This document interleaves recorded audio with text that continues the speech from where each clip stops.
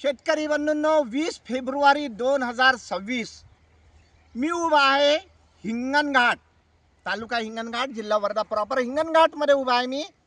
एक शेतकरी बांधव आहेत जे आपल्या तंत्रात शेती करतात आणि विशेष म्हणजे इथे शेतीमध्ये पूर्ण लक्ष देते ती एक महिला आहे आणि त्यांचे मिस्टर सुद्धा आहेत, ते नोकरी करतात आणि महिला शेती करते. आणि त्यांचे मिस्टर आहेत, त्यांचे भाऊ आहेत. तर आज आपण हिंगणघाटमध्ये एका गव्हाच्या शेतामध्ये उभे आहोत. आणि मित्रांनो, उदासी तंत्राची ताकद काय आहे हे प्रत्येक शेतकऱ्याजवळ पोहोचण्याकरता मी हे जे व्हिडिओ काढत असतो तर त्याच्यात महिलेचा सर्वात मोठा सहभाग असतो आणि महिलेवर विश्वास असल्यामुळे माझे बहुतांश व्हिडिओ महिलांचे असतात. तर मित्रांनो, आज आपण एक छोटासा इंटरव्ह्यू घेऊ महिलेचा. तर मॅडम नमस्कार, आपलं नाव काय? भारती संगत साहेब. भारती मनोजराव संगत साहेब. गाव हिंगणघाट. हिंगणघाट, प्रॉपर हिंगणघाटमध्येच राहता आपण. हो. आणि तुमची शेती सुद्धा हिंगणघाटमध्येच. हो. भारती ताई, तुम्ही उदासी तंत्र केव्हापासून वापरता? 2 वर्षापासून. 2 वर्षापासून वापरता. कोणत्या कोणत्या पिकांवर वापरता? सर्वच पिकांवर. कोणत्या कोणत्या पिकं घेता तुम्ही? भाजीपाला, वांगे, मुळे, मेथी, पालक, सांबार. अच्छा, वांगे, मुळे, मेथी, पालक, सांबार हं. आणि इतर पिकांवर तुम्ही सर्व उदासी तंत्र वापरता. 2 वर्षापासून वापरता.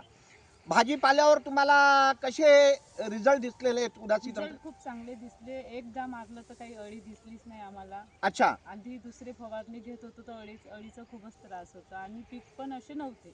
अच्छा, म्हणजे पहिले अळीचा खूप त्रास व्हायचा, वेळोवेळी फवारण्या करायला लावायच्या. हां. पण उदासी तंत्र वापरत असल्यामुळे अळीचा आता प्रश्नच राहिला नाही. प्रश्न हां? नाही. बरं, आता यंदा आपण गहू घेतला उदासी तंत्राने.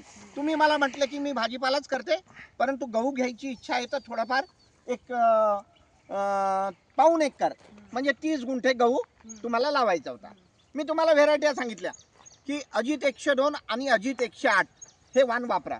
तुम्ही तेच आणले? हो हो हो. बरं, त्याच्यावर तुम्ही सुरुवातीपासून उदासी तंत्र वापरलं हो हो. पूर्ण. हो. हां, आज आपण 20 फेब्रुवारी रोजी तुमच्या शेतामध्ये उभे आहोत आणि शेतकरी बंधूंनो, उदासी तंत्र वापरल्यानंतर मी जे म्हणत असतो की 104 ते 114 दाण्याचा गहू आपला बनला पाहिजे आणि एकरी 32 क्विंटल किंवा त्यापेक्षा जास्त उतारा आला पाहिजे. तर आज तुमच्या शेतामध्ये जे पीक दिसतंय गव्हाचं, ज्या ओंब्या दिसतात हे जरा जवळून दाखवा, ओंब्या, आणि झाडांना सुद्धा दाखवा ओंब्या. तर ऐशी लंबी पकडा. हां, या ओंब्या पाहून तुम्हाला काय वाटतंय किंवा हा गहू पाहून तुम्हाला काय वाटतंय, तुमचं मनोगत काय? असं गहू आम्हाला याच्या आधी केव्हाच नाही झाला, एवढी लंबी उंबईचा. अच्छा, आणि इतकं चांगलं पीक तुम्हाला कधी दिसलंच नाही नाही. तुमच्या शेतामध्ये? नाही.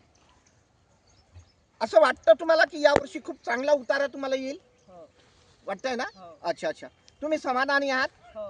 आपल्या बरोबर त्यांचे मिस्टर सुद्धा आहे. नमस्कार. मनोजराव, उदासी तंत्र वापरत आहात, समाधान आहे का? हो. खूप समाधान आहे. अच्छा अच्छा, आणि तुमचे भाऊ सुद्धा आहेत. नमस्कार, आपलं नाव? मोहन संगत साहेब. मोहनराव.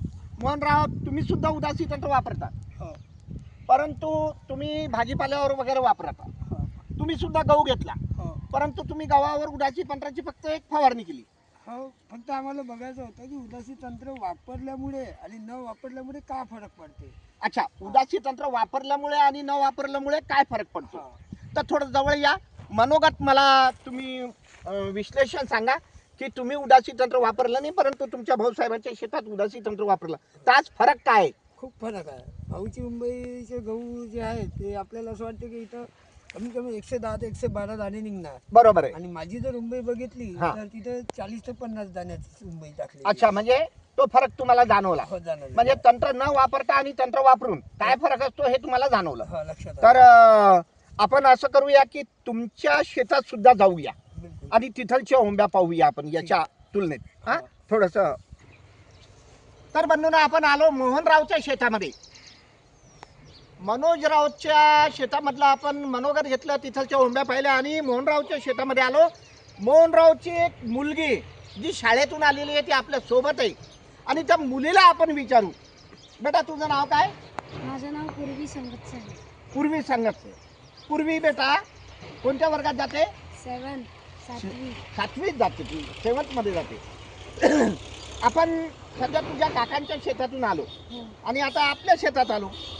आपण काकांच्या शेतात गहू पाहिला आणि आपण आपल्या शेतातला गहू पाहतो. या गव्हाच्या ओंबीमध्ये आणि काकांच्या ओंबीमध्ये काय फरक वाटतो तुला? मला असं वाटते की माझ्या काकाच्या शेतीतल्या उंबया च्या अंदर गहू 100 आहे, अजून आमच्या किती असतील? 40. 40 पण नसतील, कारण जर मोजले तर 30-32च भरतील. 28 ते 32 बरोबर आहे. म्हणजे याची साईज, याची लांबी तुला वाटते खूप छान आहे हो. आणि हे खूप लहान झालेलं आहे. हो. मग तू बाबांना सांगितलं नाही की उदासी तंत्र वापरा? मी सांगितलं, पण माझ्या पप्पांनी तितकं लक्ष दिलं नाही. अच्छा अच्छा. त्यानं पाहायचं होतं की उदासी तंत्रातला फरक काय आहे. तर आपण एक शेत न वापरता आणि एक शेत वापरून करायचे. तर हा फरक मित्रांनो थोडंसं जवळ या आणि हा फरक दाखवा की हे मोहनरावच्या शेतातल्या ओंब्या आणि ह्या मनोजरावच्या शेतातल्या ओंब्या हे प्रत्यक्षात शेतकरी पाहत आहेत. आणि हेच दाखवायला मला इतक्या लांब जालन्यावरून हिंगणघाट, वर्धा, नागपूरपर्यंत यावं लागतं आहे. तर मित्रांनो थोडंसं तंत्राचा वापर करून आपलं उत्पादन वाढवू शकता. आणि खरोखर मी तुमचं अभिनंदन करतो. भारती मॅडम तुमचं अभिनंदन, खूप खूप खूप खूप अभिनंदन तुमचं. मोहनराव तुमचं अभिनंदन. आणि सर्वात छान तर आमच्या पूर्वी बेटाचं अभिनंदन की तिला आतापासून अभ्यास करायला वाव आहे की उदासी तंत्र फरक काय आहे. तर धन्यवाद, नमस्कार.